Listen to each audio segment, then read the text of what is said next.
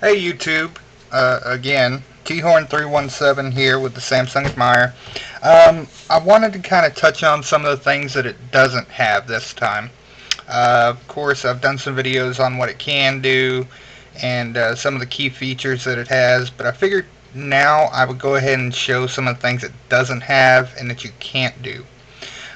First, from the last video you might have noticed I got a new case. I looked on eBay and all the cases on there were just absolutely hideous. I wanted a dual layered case like I had on my Huawei, and I couldn't find one. So I happened to go to the Metro PCS dealer in Duncanville, Texas, and they actually had a bunch of different variations of this. It's actually a dual layered. The blue part is like a rubbered silicone, and then the black is the hard plastic.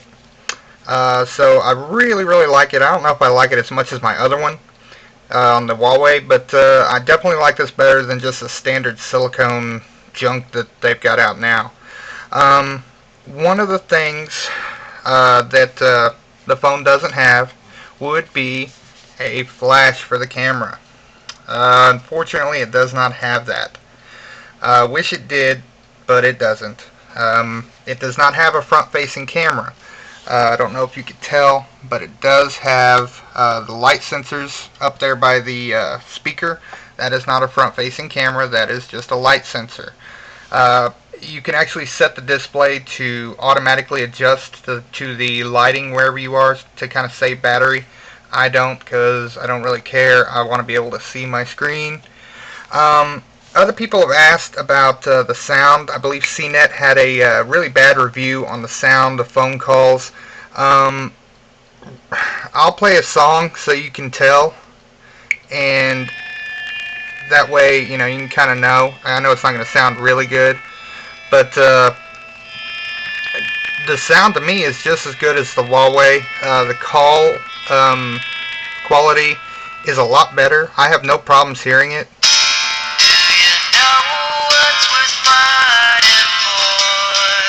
So, as you can tell, this isn't a very loud song. It's not like a heavy metal screamo song. So, as far as that little speaker goes, the speaker is actually really good. It's just as good as the Huawei, and the Huawei had a really loud speaker, but the quality is just as good. As far as call quality, let's see if we can check that out real quick. So we'll just call my voicemail and turn it on speaker. Heard messages. First, I heard message sent yesterday at 12:37 p.m. So, as you can tell, even on speaker mode, you can hear it fine. Unfortunately, I'm not going to be able to show you how it works when you're actually calling someone and using the earpiece. But like I said, it's fine. Of course, there's still some spots with Metro that's just a complete dead zone. My brother and sister's house over in East Fort Worth is just a complete dead zone. You can't do anything over there. But that's with almost any phone. I've seen people go over there with AT&T and Sprint and all that, and there's just no anything over there. It's really bad. What else? Oh, the standard messaging that comes with normal Androids, I don't use because I don't like it. I prefer the bubble text a little bit more, just because it just looks better to me. So, which I use. I'll show you the app I use, and I just replaced it. It is the hand sent SMS. This is what I use, and I just basically put that as my standard messaging. What else? As far as the apps that come with it, all the junk, the My Extras, the Metro Navigator, the stuff that no one uses, nobody wants, but yet they still put it on there. You can root it and go to the market and get a little app that is called Root. Well, of course, now I can't text. Root Explorer. Just click that. Once your phone is rooted, you have to have your phone rooted, which is a huge pain in the butt on these Samsung phones.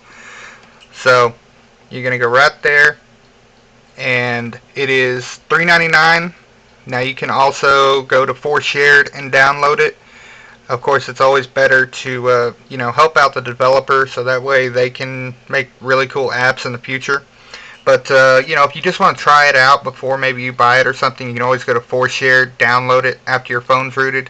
Once you do that, you can, which I'm going to make a video on showing you how to do it on the Huawei. You can go through and delete all the bloatware and everything that comes on the phone, so that way you don't have to deal with that. And it's especially helpful on the Huawei or some phones that really don't have a lot of internal memory or RAM. So especially with the Huawei, with it being under 600 megahertz, that stuff just slows it down really, really bad. It doesn't really do too much on this one because it runs so smooth without having to root it or do anything. So like I said, as soon as I actually root this phone, I'm going to make a video on it and then show you how to do it on this phone. But I'm trying to research kind of the easiest way to where everybody can be able to do it, instead of having to go through your computer and download this and unzip this and then put it on your phone. And it's just a huge pain in the butt, and I don't like doing that. I would rather just do everything straight from the phone. But so far I've been unsuccessful in trying to find a way to do that like you could on the Huawei or even the LG. So like I said, of course I'm posting more videos. I've got a couple more recorded that I've got to upload, and some other things that we'll discuss. And like I said in the previous video, I'll also make a video on the Flash player, so that way you guys can see that in action. So anyway, until next time, guys, take it easy, and by all means, go out and buy this thing. See ya.